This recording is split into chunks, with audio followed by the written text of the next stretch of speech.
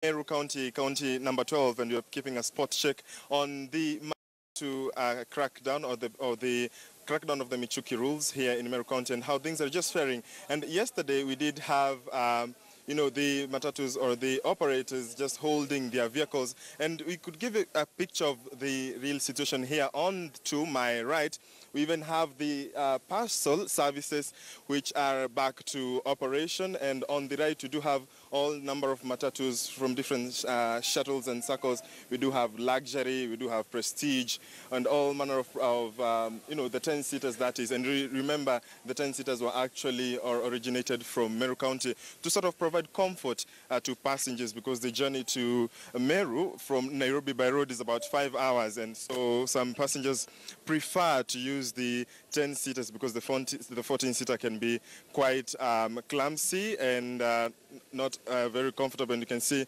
one of the vehicles, they're streaming in their numbers to just park and wait for passengers in one way or the other. That is unique shuttle right there, one of the 10-seater matatus just arriving here to ensure much per se. They went up by about 200 or 300 Kenya shillings. That's according to the drivers here. Yesterday we did have a passenger who actually complained that he had been charged 1,000, but they have clarified that it's later to the roads or to come back to work today. Thanks, KTN. My name's Charles Randa. I'm the manager of Makiwan Shuttle. So far, already our vehicles are on the road, but not so many, because a lot of vehicles are fearing police crackdown, because most of them haven't complied. Matatu from Meru to Nairobi, which are 10-seater and 14-seater, most of them have complied.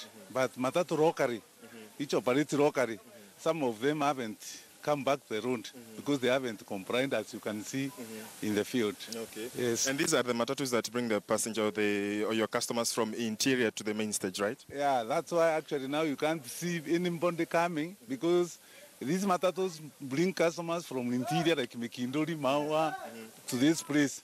Now they are nowhere to be seen. People can't walk all the way 40 kilometers to the town. So definitely we don't have work because we don't have customers currently. And yesterday we did have this issue, sir, of the broken yellow line, the continuous yellow line. There was great conflict, and some vehicles, about 50 of them, were arrested in Mwea and the subsequent places where there were crackdowns. Did that happen, and what was the situation like for you? That is a very big problem, because actually, according to them, some say the airline should be continuous. Others say it must be broken. So one of the vehicles was actually caught at Mwea, having the lines being straight. Then our vehicle in the Meru, when actually we make the lines broken, then they have actually cracked the matatu again.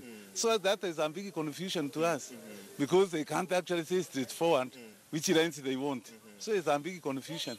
Yes. You've told me that for your shuttle, the prices went up by just 100 Kenya shillings, right? Just on 100 shillings. Actually, yesterday, we actually been, our prices were 700. Yeah. And how did you use to quantify the prices that you, or the amount, the money that you were able to lose or something like that? Actually, we want the michuki rules to continue. But the problem now is the confusion with the police. Because when actually the local learning matatus didn't come to the road, then we won't actually have customers. So actually we would like the police, because they are very, very tough. They must actually, their restrictions are very, very tough. Because actually, as far as actually want michuki, they want money. The police want money, and actually want them to nataka. Tunataka waregeshe rules, kwa sababu actually wengine wanataka pesa. Actually we have been affected very high. Okay. Yes. Thank you very much. I'll engage some drivers here. Kidogo, let me, just a minute, let me speak to one of the commuters we could talk to just give us a perspective. The drivers are quite shy. Thank you very much for joining us on KTN News. Briefly tell us your name and which route are you going?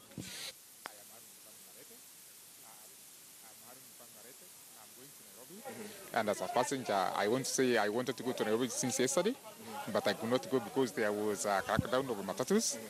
But I understand this one is affecting everyone, the passengers, the owners of the matatus, and even the government, because there are so many people who have died on the road, and the government is trying to establish the rules that are there so that they can control the accidents on the road. So we are happy, although we are suffering. We know everyone is suffering. The government is suffering. The matatu owners, they are suffering. The passengers are suffering. But we understand, because when the rules are followed, then we can control the rate of accident on our roads. Thank you very much. That was one of the passengers, Michael, just giving us a perspective, and he actually supports the, the enforcement of the Michuki rules, and he says it is